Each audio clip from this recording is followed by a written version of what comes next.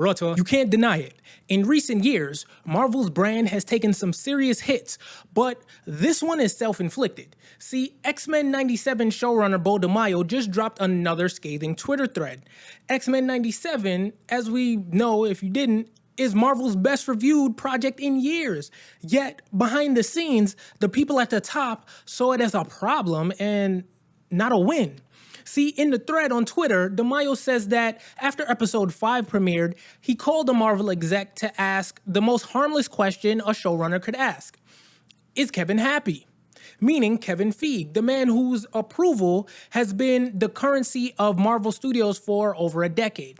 Now, according to DeMayo, there was a long pause, and then the exec told him that Feige would be happier if fans weren't using X-Men 97 as a referendum on how to fix the MCU. But here's the thing. Feige had nothing to do with X-Men 97, therefore he couldn't take credit for it, which in DeMayo's words made him, being DeMayo, a threat and a regret to leadership, even before the show aired. See, Marvel employees were already allegedly asking him how he managed to make something this good given where the studio was. And yet, when the X-Men 97 premiere happened at the El Capitan Theater, Kevin Feige and Lois D'Esposito weren't there.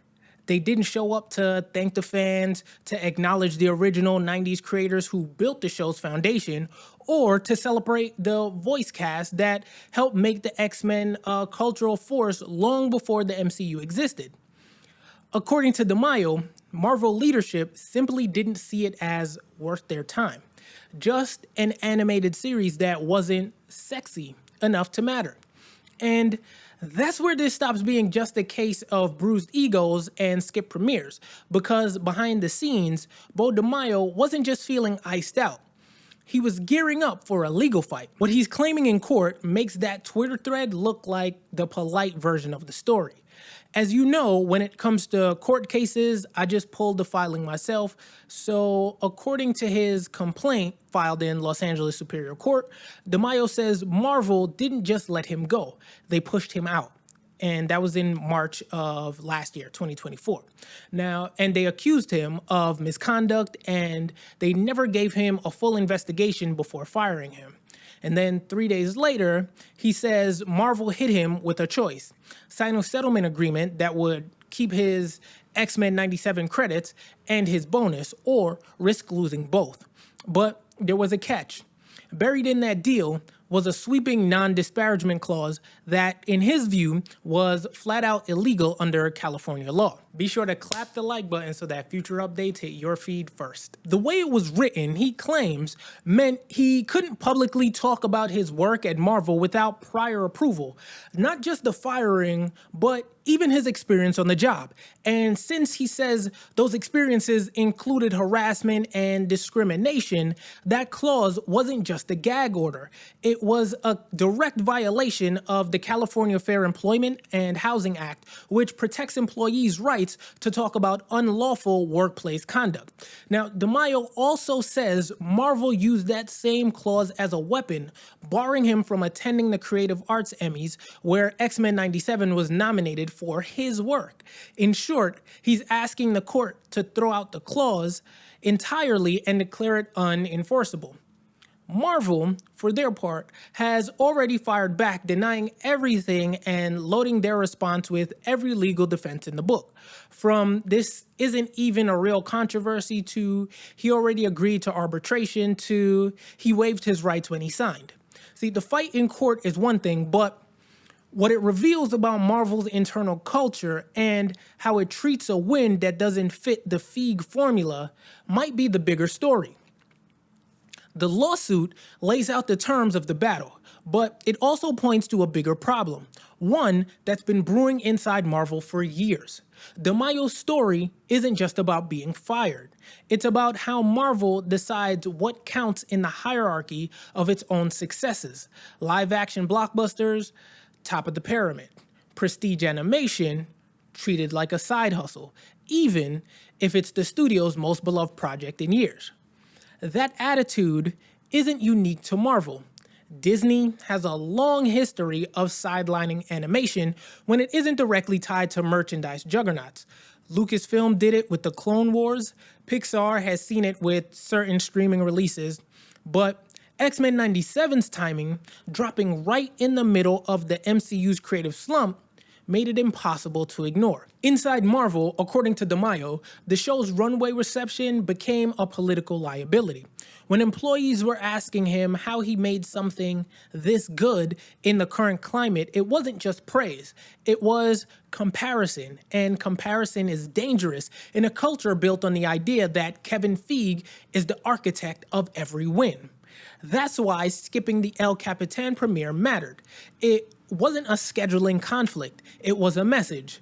A hit without Feige's brand stamp isn't a win to be celebrated, it's a problem to be managed. Which brings us to the other side of this story. The way fans turned X-Men 97 into a rallying cry, and how that public reaction backed Marvel into an identity crisis. For most studios, a breakout hit is a gift.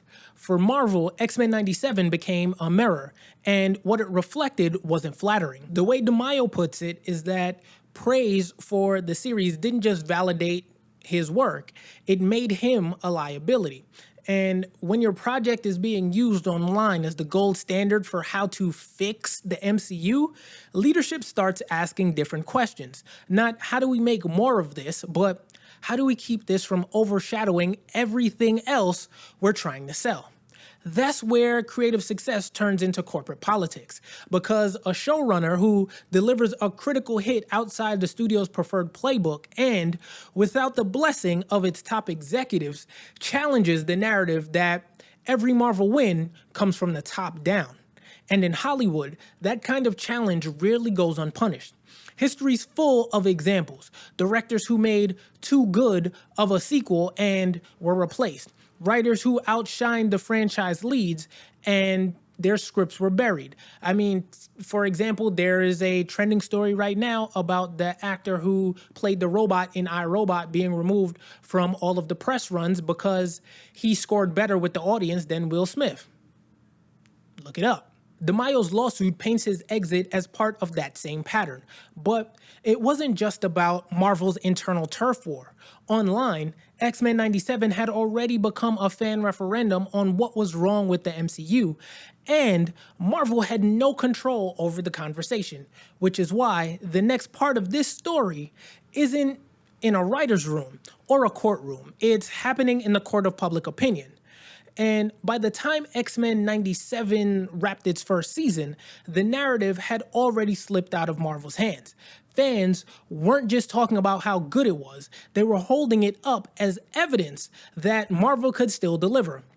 If only it stopped chasing overstuffed blockbusters and half-baked Disney Plus tie-ins. The show had pacing, it had character work, it had emotional stakes that didn't require a spreadsheet to follow, and all of that clashed with the MCU's recent output, which has been criticized for messy scripts, rushed visuals, and a tone that feels more corporate than creative. See, that's the heart of Marvel's identity crisis.